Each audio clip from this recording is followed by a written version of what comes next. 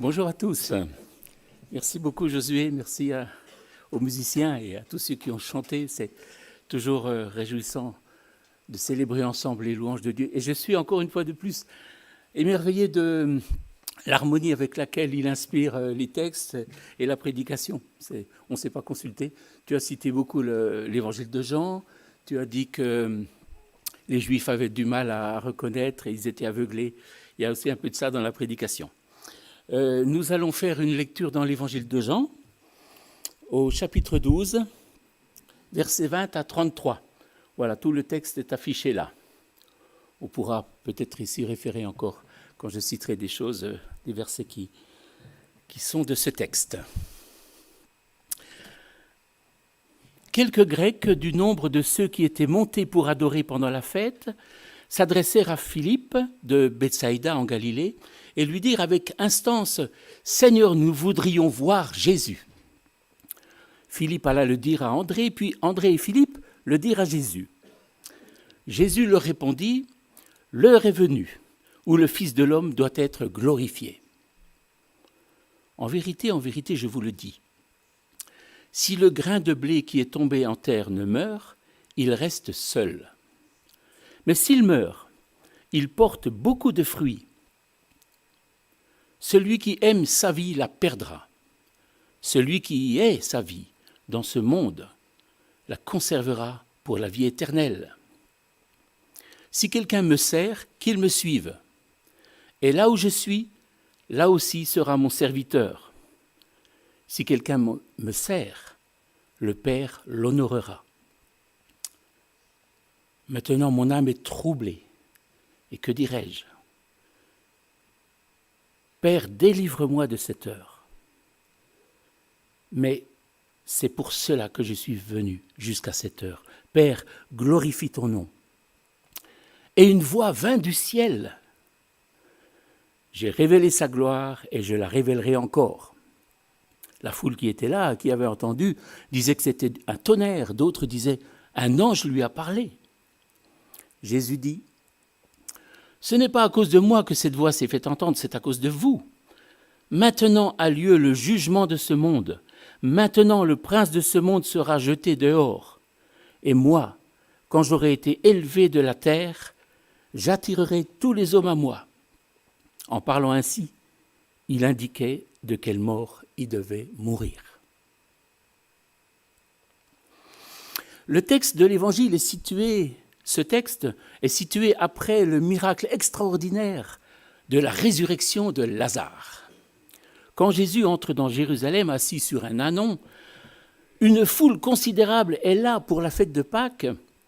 Tous prennent des branches de palmier, sortent de la ville pour aller à sa rencontre et crient « Hosanna, que Dieu bénisse celui qui vient au nom du Seigneur, que Dieu bénisse le roi d'Israël ». Beaucoup étaient attirés pour voir celui qui avait ressuscité Lazare. Les pharisiens se dirent dès lors entre eux, « Regardez, vous n'y pouvez rien, voyez comme tout le monde s'est mis à le suivre. » Le suivre pourquoi ? Certainement plus pour voir des miracles que pour être des disciples. Jésus le savait bien. Parmi tous ces gens, il y a des Grecs qui sont montés et qui souhaitent rencontrer Jésus.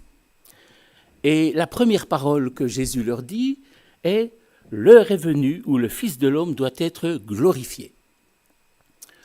J'imagine que les auditeurs ont dû croire que Jésus allait encore faire de grandes choses, qu'il allait peut-être prendre le pouvoir pour régner en tant que Messie sur Israël et chasser de la Terre Sainte les Romains, ces païens idolâtres.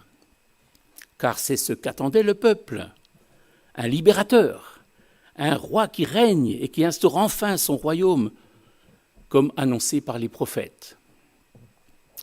La suite des paroles du Seigneur a dû bien étonner et surprendre. En vérité, je vous le dis, si le grain de blé qui est tombé en terre ne meurt, il reste seul. Mais s'il meurt, il porte beaucoup de fruits.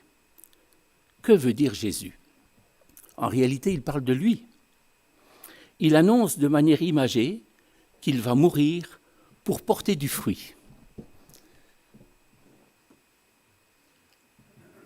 Je ne sais pas si vous avez assez de bons yeux pour voir ce que j'ai là, entre mes deux doigts, mais vous le devinez, j'ai un grain de blé, tout petit grain de blé, minuscule. Là, vous voyez mieux, un épi. Un épi avec beaucoup de grains de blé. Vous savez combien il y en a, à peu près? Il y en a entre 30 et 60. Là, il y en a une cinquantaine. Alors, ce grain de blé, bon, si je voulais un peu me nourrir, j'aurais pas beaucoup à manger avec ça. Hein. C'est vite fait, il n'y a rien. Mais si je le sème, si je le laisse tomber en terre, un miracle se produit. Enfin, c'est naturel, mais c'est presque miraculeux tellement c'est beau. Ce petit grain va pousser et va donner cet épi. Et là, beaucoup de fruits, beaucoup plus qu'un grain. C'est cette image que Jésus utilise pour parler de sa mort. La mort d'un seul qui va produire beaucoup de fruits. Après avoir parlé de lui, Jésus interpelle ses auditeurs.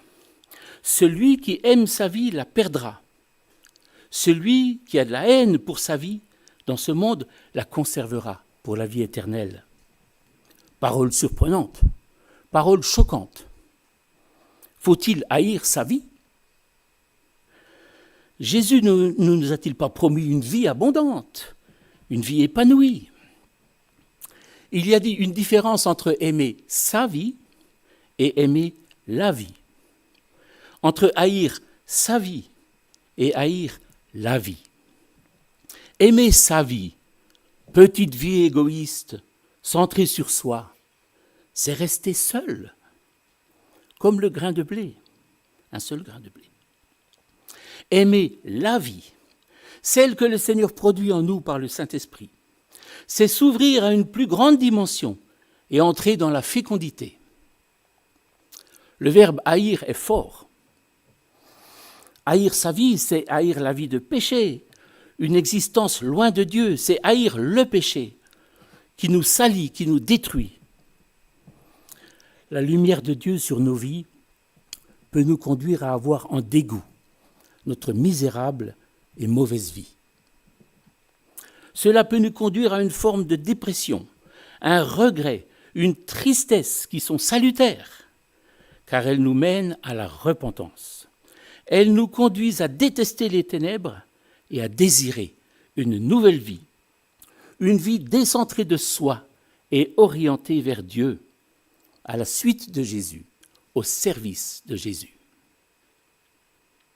Jésus a dit, « Si quelqu'un me sert, qu'il me suive. Et là où je suis, là aussi sera mon serviteur. » Servir Jésus, c'est le suivre, c'est l'imiter, c'est être là où il est. Les contemporains du Seigneur pouvaient être là où il était. Ils pouvaient l'accompagner. Mais pour nous, aujourd'hui, comment faire? Où est Jésus pour que nous le suivions?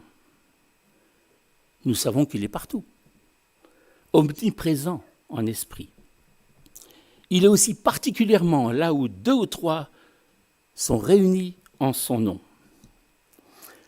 Mais dans le concret de tous les jours, comment être là où il est? Je vous propose de vous poser la question sous un autre angle.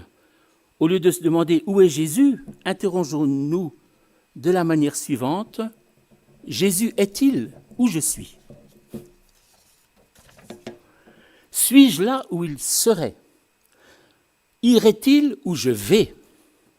Ferait-il ce que je fais? Cette question peut se poser en ce qui concerne un lieu. Jésus est-il avec moi à cet endroit?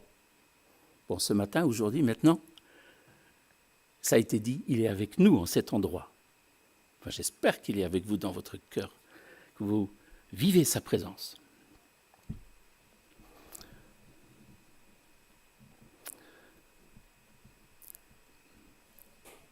Mais on peut aussi se poser cette question en ce qui concerne notre vie intérieure, dans nos pensées.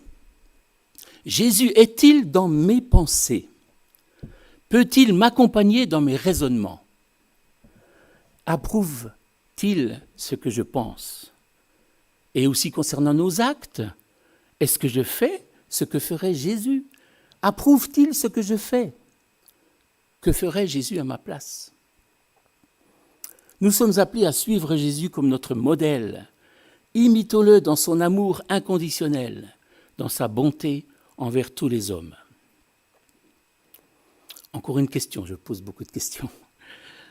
Je nous interpelle. Irons-nous jusqu'à le suivre dans sa mort? À cette question, je répondrai oui et non. Non, nous ne pouvons pas mourir comme Jésus-Christ en tant que sauveur et rédempteur. Notre mort, même si elle devait être un martyr, n'a pas le pouvoir d'expier les péchés. Seul le sacrifice unique de Jésus-Christ à la croix a le pouvoir de sauver les hommes de leurs péchés. Il n'y a pas d'acte méritoire. Et d'un autre côté, oui, nous sommes appelés à mourir à nous-mêmes pour le Seigneur, à renoncer à notre vie et à porter notre croix. Dans sa première épître, Jean écrit « Il a donné sa vie pour nous, nous aussi, nous devons donner notre vie pour les frères. » Frères et sœurs, bien sûr. Et Paul écrit aux Galates « J'ai été crucifié avec Christ, ce n'est plus moi qui vis, c'est Christ qui vit en moi, et ce que je vis maintenant dans mon corps, je le vis dans la foi au Fils de Dieu, qui m'a aimé et qui s'est donné lui-même pour moi. » Nous sommes donc morts et ressuscités avec Christ, pas physiquement, mais par substitution. Christ l'a fait pour nous. Il nous a entraînés avec lui. Il nous a représentés. Nous étions quelque part là. Nous sommes morts et ressuscités avec lui. Chers frères et sœurs qui êtes baptisés, nous avons confessé publiquement et témoigné par notre baptême, qui est un symbole d'une mort et par ensevelissement à la suite du Seigneur, nous avons témoigné que nous avons accepté de mourir et que désormais nous vivons pour Christ. Paul dit en Romains 6, « Ignorez-vous que vous tous, nous tous qui avons été baptisés en Jésus-Christ, c'est en sa mort que nous avons été baptisés, nous avons donc été ensevelis avec lui par le baptême en sa mort. » Je voudrais maintenant m'adresser aux chrétiens baptisés. Souvenons-nous de notre engagement à vivre pour Jésus à sa suite. Cet engagement est-il encore actuel? Serions-nous prêts à le refaire aujourd'hui?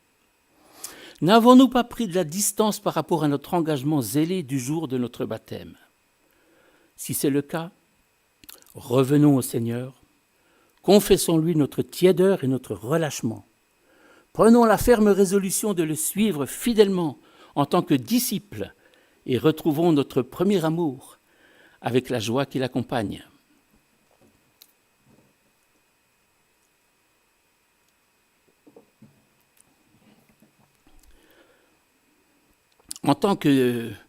Maintenant, je m'adresse aux chrétiens qui n'ont pas encore pris l'engagement public par le baptême.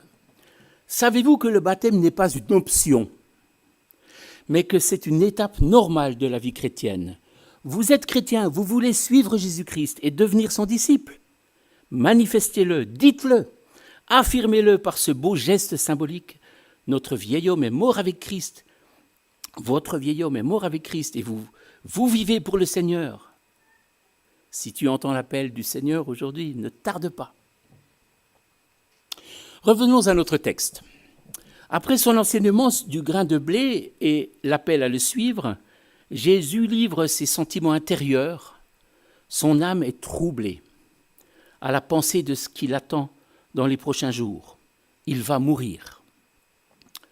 Dans un premier temps, il demande à son Père d'être délivré de cette heure. On voit là l'humanité du Seigneur qui éprouve des sentiments comme tous les humains. Il est angoissé. À cet instant, il a peut-être hésité, et certains traducteurs de la Bible mettent des points de suspension. Ils ne sont pas ici projetés, mais dans beaucoup de versions françaises, à cet endroit, on a des suspensions. Ce n'est pas dans l'original grec.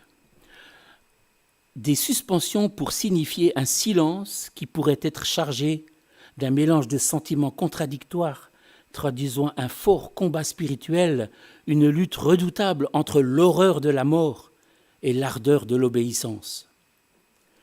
Puis Jésus se reprend avec un « mais ». Ah, ce « mais » qui fait tout basculer. « Mais c'est pour cela que je suis venu jusqu'à cette heure.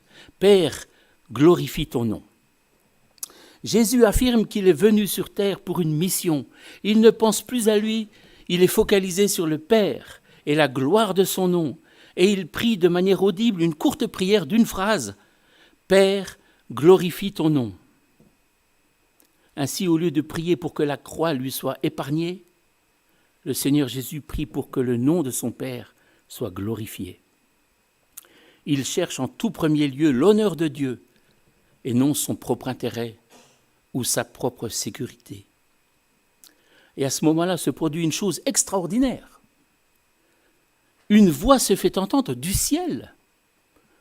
Par 3 fois, on a ça dans les évangiles, à 3 moments forts de la vie de Jésus. Une voix vient du ciel. Miracle extraordinaire. Dieu lui répond. J'ai révélé sa gloire, je la révélerai encore. Dieu parle depuis le ciel, affirmant qu'il avait glorifié son nom et qu'il le glorifierait encore. Le nom de Dieu fut glorifié pendant le ministère terrestre de Jésus, les 30 ans de silence à Nazareth, les 3 ans de ministère public, les enseignements et les miracles merveilleux du Sauveur glorifièrent puissamment le nom du Père. Néanmoins, une gloire plus grande encore lui sera rendue par la mort, la mise en tombeau, la résurrection et l'ascension de Christ. Ensuite, Jésus va prononcer des paroles certainement bien obscures pour ses auditeurs. Voici ce qu'il va encore déclarer. Maintenant a lieu le jugement de ce monde. Maintenant le prince de ce monde sera jeté dehors, et moi, quand j'aurai été élevé de la terre, j'attirerai tous les hommes à moi. Le monde, rebelle à la vérité, se prépare à juger le Fils de Dieu, et il se trouvera que par ce fait, le monde lui-même sera jugé. Mais quel est ce jugement ? Il est un triage. Il va s'opérer dans notre humanité par sa mort, car d'une part, cette mort révélera le dernier fond de perversité et d'inimitié qui est dans le cœur de l'homme, et d'autre part, elle attirera à lui tous ceux qui ont faim et soif de justice. Le théologien Godet le commente ainsi, je le cite, « En passant devant la croix, une partie des hommes y trouve par la foi leur salut, tandis que l'autre partie, par l'incrédulité, consomme sa condamnation. Voilà le jugement du monde qui résulte du vendredi saint, le jour où Jésus fut cloué sur la croix. Il commencera intérieurement ce jour-là même. Sa première grande manifestation extérieure sera la Pentecôte, en triant ceux qui croient et ceux qui ne croient pas. La seconde, la ruine de Jérusalem. Quel jugement! Et le jugement final, universel, en sera la solennelle ratification. Fin de citation. Le prince de ce monde va être jeté dehors. Qui est le prince de ce monde ? Nous le savons, car nous connaissons les Écritures. Mais mettons-nous un peu à la place de ces auditeurs grecs, auditeurs de Jésus. Ils pourraient penser que Jésus, le Messie, est un prince et qu'il va être rejeté. En réalité, nous apprenons qu'il s'agit du diable, le prince de ce monde, qui va subir une défaite. Il sera jeté dehors, c'est-à-dire hors de l'empire qu'il a usurpé sur notre humanité par le péché qu'il y a introduit. Seulement, il faut remarquer que ce verbe « au futur sera jeté dehors » indique que cette victoire sur le mal doit être graduelle, comme toute l'œuvre de notre rédemption. C'est graduel, c'est progressif. Et qu'elle ne sera définitive qu'au dernier jour. À ces auditeurs qui désirent voir immédiatement une victoire du Messie, Jésus annonce une victoire qui passe par la croix. Cette croix, qui semble au premier regard être une défaite, est en réalité une victoire sur le diable qui perd son pouvoir. Il est dépouillé, il est lié. La rédemption s'accomplit et l'ennemi va devoir lâcher ses proies.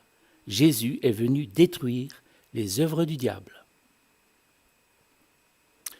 Jésus dit qu'il attirera tous les hommes après son élévation.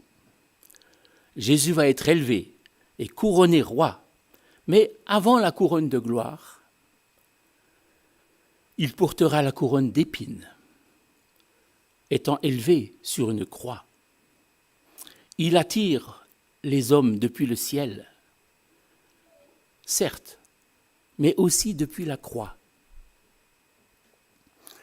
Et là, il me vient une pensée, quand on rentre dans certains beaux édifices, certaines belles églises, c'est le cas à Saint-Matthieu, à Colmar, dans le chœur, quand on rentre, non, dans la nef, pardon, on voit un grand crucifix avec Christ sur la croix.